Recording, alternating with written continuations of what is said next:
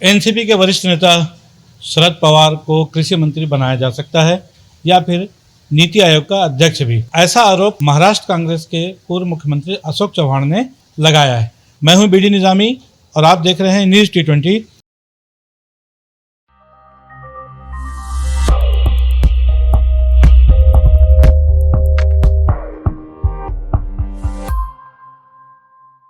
उसके पीछे दलील ये दी गई थी कि पिछले दिनों सामना में एक लेख प्रकाशित हुआ था और जिसमें ये कहा गया था कि भारतीय जनता पार्टी के लोग कुछ ऐसी हलचलें कर रहे हैं जिससे भ्रम फैलने की गुंजाइश है। और ये बात तब आई है जबकि पिछले दिनों ये खबर आई कि 12 अगस्त को पुणे में एक उद्योगपति के निवास पर एनसीपी के अध्यक्ष शरद पवार और उनके भतीजे अजीत पवार की गुप्त बैठक हुई। इस बैठक को लेकर के जैसी चर्चा हुई, तमाम तरह के राजनीति बवाल उठ गए। खबर यह आई है कि उस बैठक में जो कुछ भी हुआ उसका निचोड़ यह है कि उस समय अजीत पवार की तरफ से ये ऑफर गया है कि अगर शरद पवार उनका साथ दें, एनसीपी आज 2 गुटों में जो बैठी नजर आ रही है, यदि वो एक हो जाती है तो इससे शरद पवार को केंद्र में कृषि मंत्री बनाया जा सकता है, नीति आयोग का अध्यक्ष भी बनाया जा सकता है। अब सवाल यह कि अजीत पवार को यह पेशकश देने की जरूरत क्या पड़ी।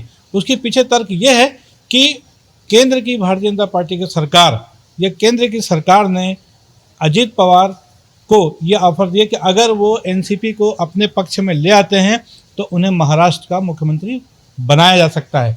ये बहुत बड़ी अंदरूनी खबर है क्योंकि आज एक तरफ से उन्होंने शिवसेना को तोड़ करके उद्धव ठाकरे से अलग करके एकनाथ शिंदे को मुख्यमंत्री बनाया है और आज एनसीपी भी 2 भागों में चूंकि महाराष्ट्र में बढ़ चुकी है, जहां अजीत पवार और शरद पवार चाचा भतीजे 2 गुट हैं।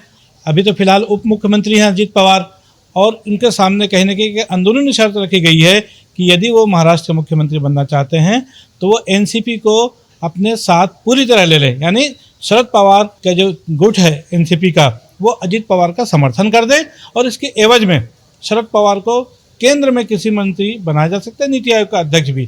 क्योंकि अभी लोकसभा चुनाव को 8 महीने बाकी हैं और भारतीय जनता पार्टी या एनडीए के खिलाफ जो विपक्षी गठबंधन 26 दलों को लेकर के एक साथ हो चुका है, जो कि 2024 में लोकसभा चुनाव में आपस में समझौता करके चुनाव लड़ने की तैयारी में है, उस इंडिया को तोड़ने की कवायद में बहुत बड़ा प्रयास है।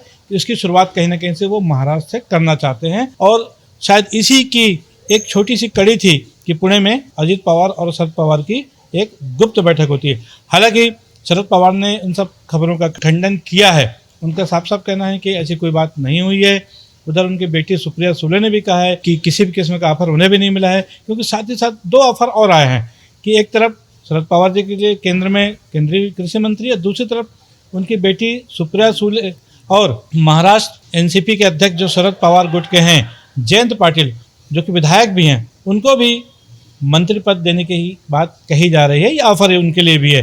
तो ये 3 लोगों को के लिए एक लॉलीपॉप है और इस खबर से जो इंडिया जो गठबंधन है उसमें भी हड़कंप मचा हुआ है, राजनीति में ज़बरदस्त चर्चा हो रही है। और आज शरद पवार जो कि उन्होंने खुद एक प्रेस कॉन्फ्रेंस में इन सब बातों का खंडन करते हुए कहा केंद्र सरकार सत्ता का दुरुपयोग कर रही है और 3 महीने के अंदर सारी स्थितियां क्लियर हो जाएंगी। पत्रकारों द्वारा पूछे एक सवाल के बारे में उन्होंने कहा कि अजीत पवार का जो महाराष्ट्र की सरकार में शामिल होने का जो फैसला था वो उनका खुद का निजी फैसला था, उसमें उनकी कोई साझेदारी चाचा भतीजे के बीच में नहीं हुई है। और उन्होंने ये भी कहा कि उन्होंने इस संबंध में विधानसभा अध्यक्ष को एक चिट्ठी भी लिखी है। बहरहाल इन सब घटनाक्रम को देखते हुए इंडिया है जो महागठबंधन बनाया गया है एनडीए के खिलाफ, जिसकी अगली बैठक 31 अगस्त और 1 सितंबर को मुंबई में होनी है और जिसकी अगुवाई महाराष्ट्र कांग्रेस, एनसीपी शरद पवार गुट और शिवसेना उद्धव गुट, ये तीनों मिलजुल कर करने वाले हैं। और इधर इस बीच में कुछ बातें और भी चली हैं। वो उसमें ये दिल्ली के कांग्रेस की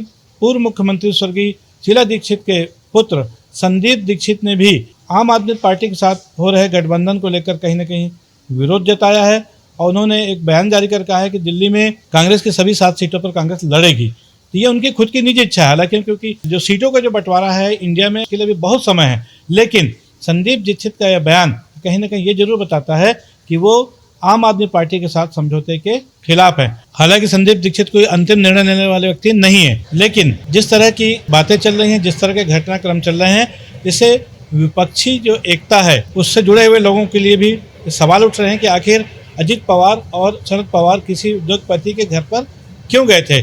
केंद्र की सरकार जो कि भारतीय जनता पार्टी की एनडीए की सरकार है, उससे जुड़े लोगों का साफ साफ कहना है कि अगले 3 से 4 महीने में, मतलब 2024 के लोकसभा चुनाव से पहले इंडिया की टीम बिखर जाएगी। शरद पवार से पूछे गए सवाल में ये भी कहा गया था कि भारतीय जनता पार्टी या केंद्र की सरकार धर्म, जाति और भाषा के नाम पर देश को बांट रही है और ये बहुत गलत बात है। कुल मिलाकर 2024 के आगामी लोकसभा चुनाव से पहले इंडिया और एनडीए के बीच की जो चल रही रस्सीकसी के बीच में बहुत सारे दांवपेच अभी आने बाकी हैं। अभी कांग्रेस और दूसरी तमाम पार्टियों के नेताओं की राय आनी बाकी है, लेकिन निसंदेह अजित पवार और शरद पवार की जो बैठक हुई है उसको लेकर के सत्ता के गलियारों में और विपक्षी नेताओं के गलियारों में भी एक जबरदस्त चर्चा शुरू हो चुकी है।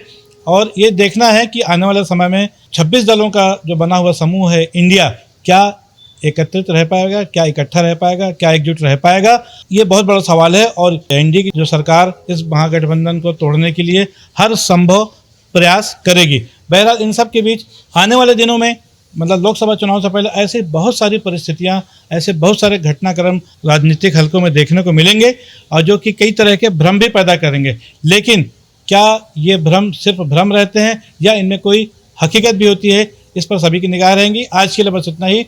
हमारा ये विश्लेषण शरद पवार अजित पवार की गुप्त बैठक को लेकर आपको कैसा लगा, इस पर अपनी राय अवश्य दें। हमारी इस खबर को, इस विश्लेषण को लाइक करें और हमारे चैनल को सब्सक्राइब करें। कल फिर मिलेंगे किसी नई खबर, किसी नए विश्लेषण के साथ। तब तक के लिए दीजिए इजाज़त। जय हिंद, जय भारत, जय छत्तीसगढ़।